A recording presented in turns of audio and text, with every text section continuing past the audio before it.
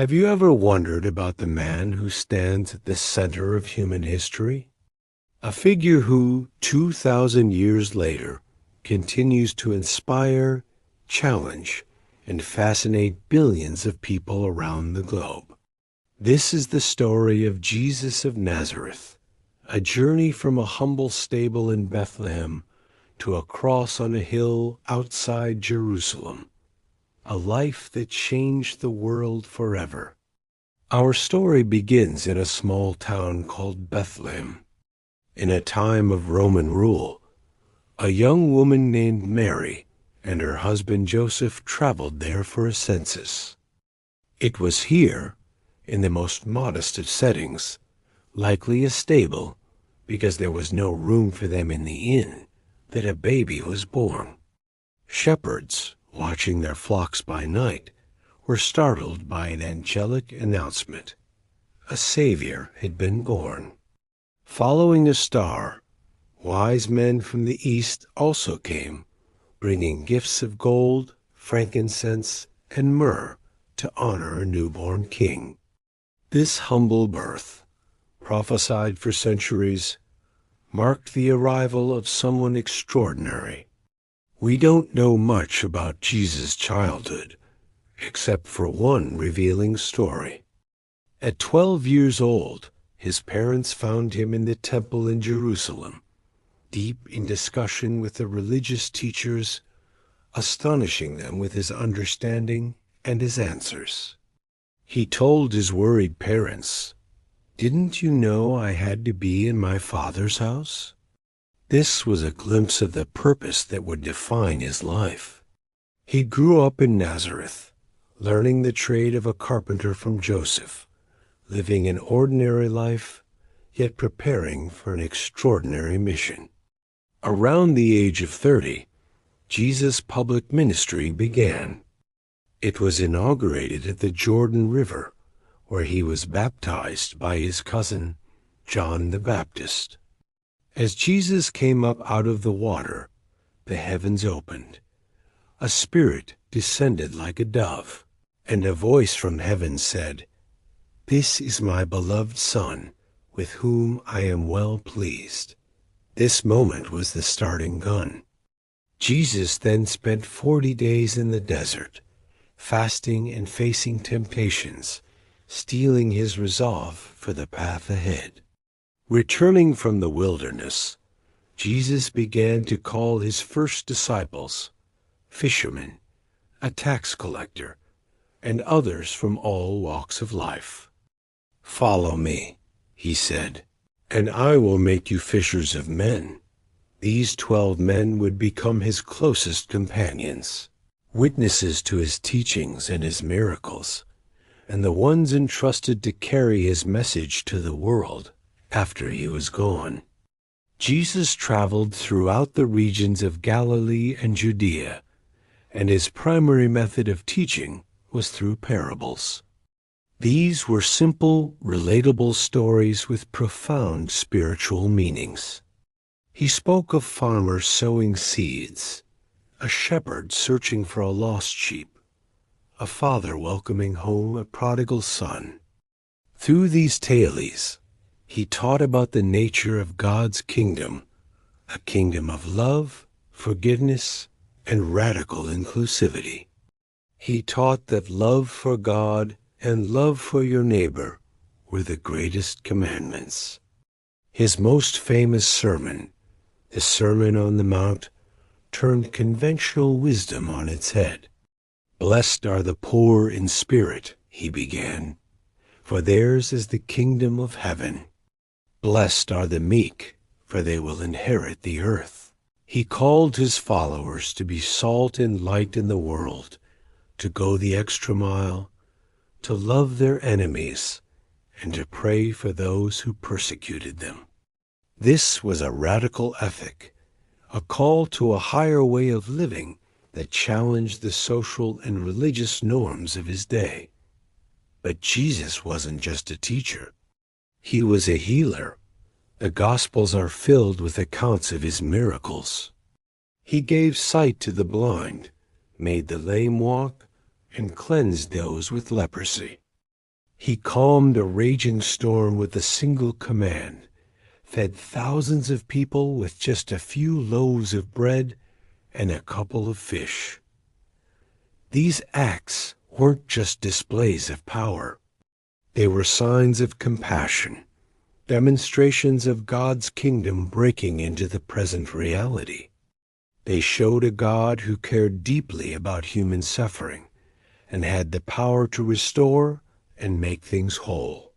One of the most astounding miracles was when he raised his friend Lazarus from the dead, a powerful foreshadowing of his own victory over death. As his popularity grew, so did the opposition. The religious leaders of the time, the Pharisees and Sadducees, saw him as a threat. He challenged their legalistic interpretation of the law, ate with sinners and tax collectors, and claimed an authority that they believed belonged to God alone. They questioned his power, tried to trap him with his words, and plotted against him. The tension was building, and it was clear that a confrontation was inevitable. The final week of Jesus' life, known as Passion Week, began with his triumphant entry into Jerusalem. He rode in on a donkey as crowds waved palm branches and shouted, "Hosanna! Blessed is he who comes in the name of the Lord." It was a king's welcome, but Jesus knew what lay ahead. He went to the temple and, in a display of righteous anger, drove out the money changers who were exploiting the worshippers.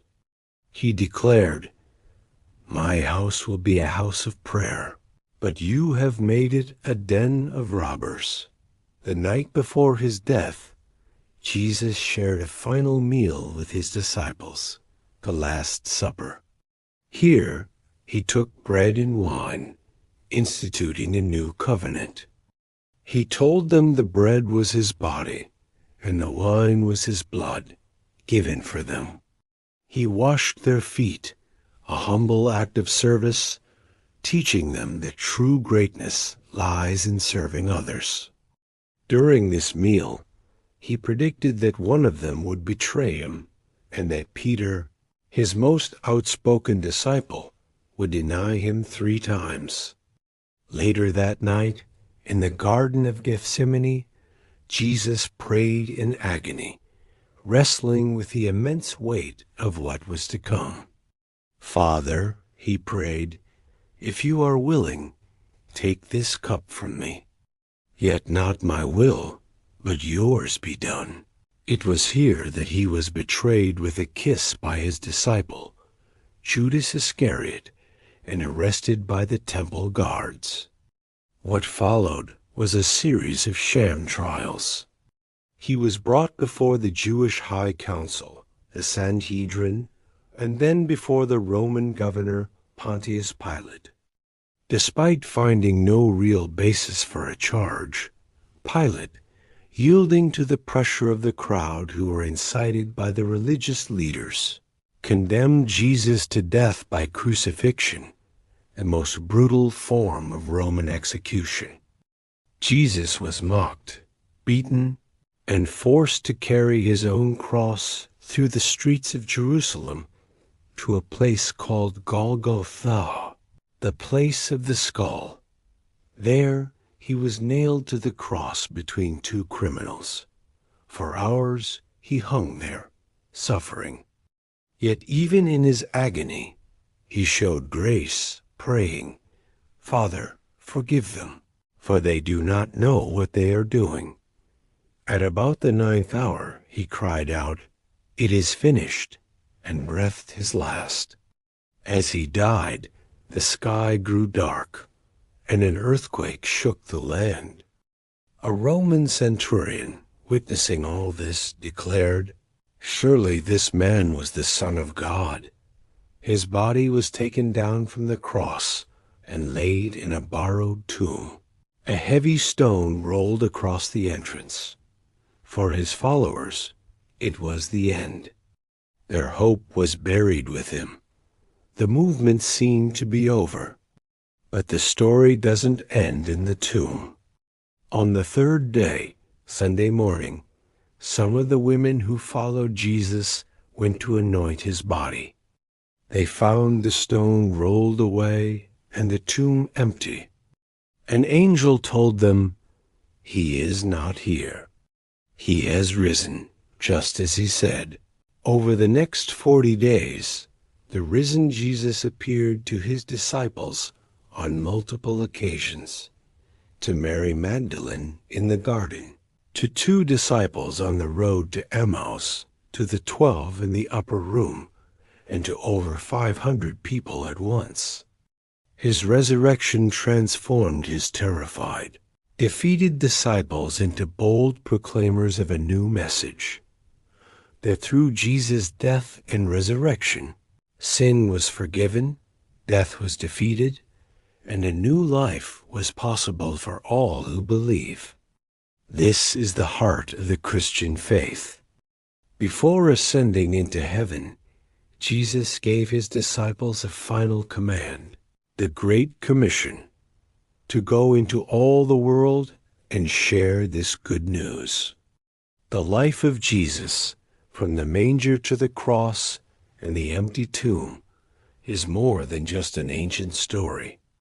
It's a narrative of profound love, ultimate sacrifice, and triumphant hope that has echoed through centuries and continues to change lives today. It is a story that invites each of us to consider its claims and to discover for ourselves a man who changed everything. Thanks for watching. If this story moved you or made you curious to learn more, please like this video, subscribe to our channel, and share it with someone who might need to hear it. We'll see you in the next one.